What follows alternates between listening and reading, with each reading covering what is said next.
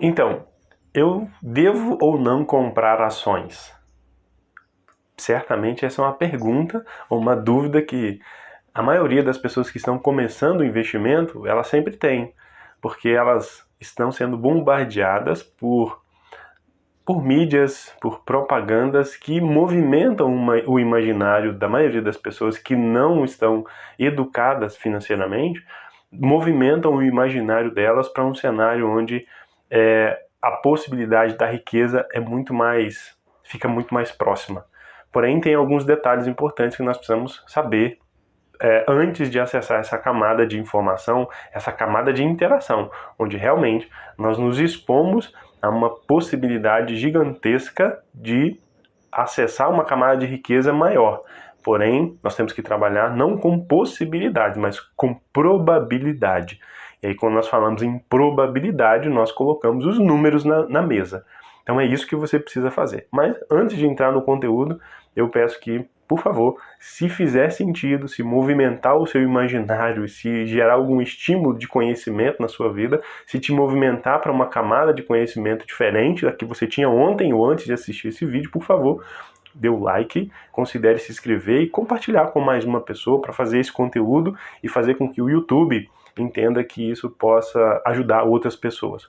Então, sobre ações, será que eu devo ou não comprar uma ação? Se eu devo ou não comprar um fundo imobiliário?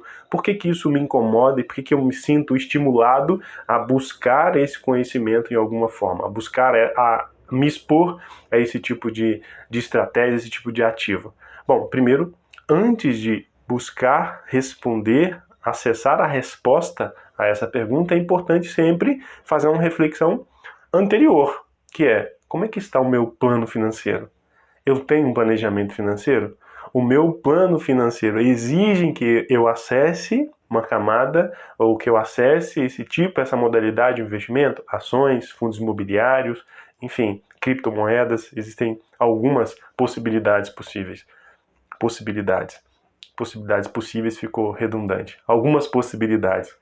Então, você precisa primeiro olhar para o seu plano financeiro, porque quando você olha para o seu plano financeiro, obviamente você vai ter o conceito, ou vai surgir o conceito naturalmente na sua vida de carteira de investimentos.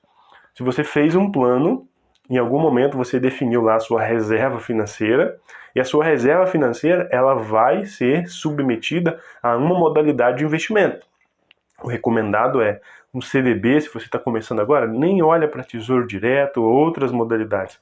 Coloca lá no CDB, que agora, nesse momento que eu estou gravando o vídeo, aqui em outubro de 2022, a renda fixa está favorável, então escolha um banco, qualquer um banco lá no Nubank, apesar de que tem alguns probleminhas acontecendo no Nubank, nesse momento que eu estou gravando, mas qualquer uma das modalidades, no Inter, na Nubank, enfim, qualquer banco, os bancos tradicionais também, Itaú, Banco do Brasil, enfim, todas as instituições têm lá a classe de CDBs, que vai remunerar pelo menos com 90% do CDI, todo o seu aporte, todo o seu dinheiro que está lá. Então segue por essa, faça os seus aportes lá no CDB e depois vai escalando o conhecimento e acessando outras camadas. Aí você vai movimentando de acordo com a percepção e com com seu perfil de risco, de acordo com cada uma das modalidades. Mas é fato que quando você planeja, começa a montar a sua reserva financeira, você vai criar a sua primeira carteira de investimentos. Pode ser que a sua carteira fique 100% lá no CDB no primeiro momento, mas você vai evoluir e vai perceber que a sua carteira vai tomar formas diferentes. E aí você já precisa trazer esse conceito de carteira de investimentos para sua vida financeira. Por exemplo, se você tem um patrimônio, em algum momento você vai ter um patrimônio de 100 mil reais. Ou seja, o seu patrimônio financeiro pode ser de 10 mil, pode ser de 15 mil, pode ser de 5 mil, pode ser de R$1.000. Mas é um patrimônio financeiro que você precisa cuidar e dentro do seu planejamento financeiro, você precisa definir, que nós temos uma aula aqui falando da importância da taxa de juros, você precisa definir qual é o montante de remuneração, qual é a taxa de remuneração ao ano que você vai buscar. Então, definindo essa taxa, exemplo aqui, fictício, de 15% ao ano. Não, eu quero remunerar todo o meu patrimônio financeiro em 15% ao ano. Ou seja, dentro do meu plano financeiro, eu defini os objetivos de curto, médio e longo prazo. dentro dessa dinâmica, eu vou distribuir o meu patrimônio financeiro e vou acessar camadas de riscos diferentes para cada um dos meus objetivos. E aí, nesse momento, surge aqui a possibilidade da sua carteira de investimentos. Basicamente o seu patrimônio financeiro está distribuído em ativos ou em modalidades de ativos em que eles remetam ou que eles acessem, te gerem uma remuneração que ao final, ou somada a todas as remunerações, você vai ter uma média da rentabilidade da sua carteira, que é a média ou que é a taxa que nós buscamos durante um ano. Exemplo aqui, de forma fictícia, vamos imaginar que o seu patrimônio financeiro esteja distribuído da seguinte forma: 50% você deixou todo em renda fixa, CDB, poupança, um Tesouro Selic, tudo renda fixa. 30% você decidiu colocar em fundos imobiliários, ou seja, todo o seu patrimônio financeiro, 30% está alocado em fundos imobiliários. 10% você decidiu usar em CCBs, cédula de crédito bancárias, que paga uma boa remuneração. Em algum momento eu vou fazer um vídeo nesse canal falando sobre isso. E 10%, que é a camada mais variável, você colocou em ações. Ou seja, dessa forma, 100% do seu patrimônio está distribuído numa carteira de investimentos. Percebe como é importante isso? E aí cada uma dessas modalidades, cada uma desses grupos de ativos vai te gerar uma rentabilidade. Nesse exemplo fictício, na renda fixa eu tive 8% ao ano, ou seja, todo o dinheiro, toda a minha alocação na renda fixa está me gerando 8% de remuneração ao ano nessa base financeira. Já nos fundos imobiliários eu tenho 5% de remuneração ao ano. Nas CCBs eu tenho 7% de remuneração ao ano.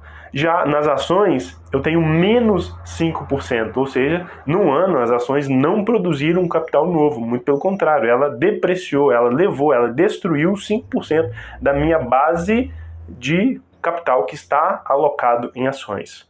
É um exemplo fictício, ou seja, mas quando eu agrego essas rentabilidades, eu chego numa rentabilidade média de 15%. Numa média ponderada, eu tenho 15% de rentabilidade nessa carteira fictícia. Ou seja, a minha média de rentabilidade está sendo conectada com o meu objetivo financeiro, com o meu plano financeiro.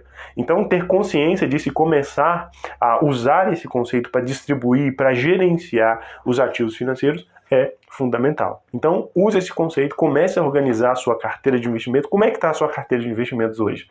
Você já sabe a proporção em cada um dos ativos que você utiliza? Sim ou não? Você não tem uma carteira de investimentos ainda? Será que não? Se tem um pouquinho de dinheiro guardado, você já tem lá. 100% está alocado aonde? Talvez está 100% alocado na poupança. Será que é o risco que você deseja? Será que é a remuneração que você está buscando? Será que a poupança está te remunerando bem? Enfim, reflita. E se você foi movimentado, se a sua cognição, se o seu imaginário foi movimentado, se você se sentiu estimulado em algum momento a tomar alguma decisão, a buscar mais informação sobre isso, por favor, deixe seu like, considere se inscrever para que o YouTube entenda que esse conteúdo é relevante para mais pessoas. Deixe o seu like, compartilhe com mais pessoas e fique bem, fique com Deus. Até a próxima aula.